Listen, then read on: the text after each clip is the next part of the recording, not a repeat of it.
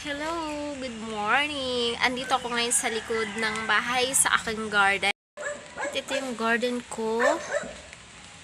Butas-butas yung mga dahon ng kamote tops ko. Ayan.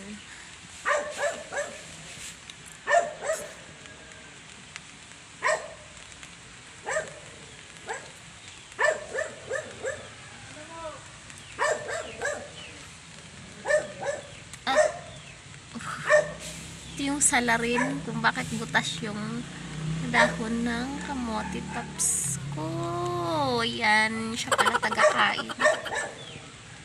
Ayan. So, wala, mag-enjoy ka lang. Kainin mo lang hanggat kaya mo. Total, marami naman yan. Good. Yan. So, bahala ka na dyan. Ubusin mo yan. Magpakataba ka. Yan, nagtago siya. Kasi sabi niya may dala ako camera. So, sige, enjoy mo lang ang pag-stay mo dyan. So, ayan, marami na siyang nabutas na dahon. Pero, okay lang. Malawak din naman yung tanim ko. So, magpakabusog na lang siya. So, andito tayo ngayon sa tanim ko.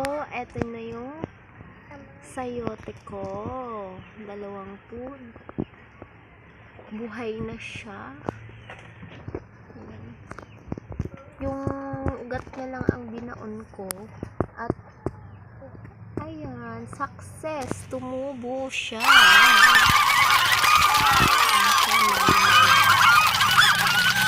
At mamunga siya.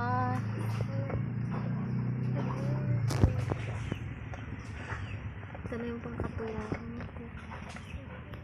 Ayan, may maliliit na kamatis. Yan, kamatis. Dito sa sulok. Nakakatuwa siya kasi nakakawala ng pagod. Ito yung stress reliever ko, itong mga tanim.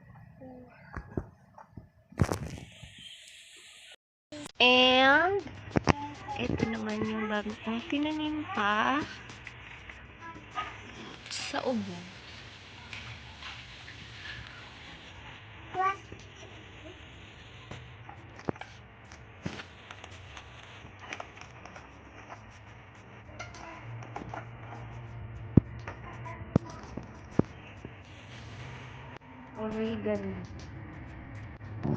Oregano is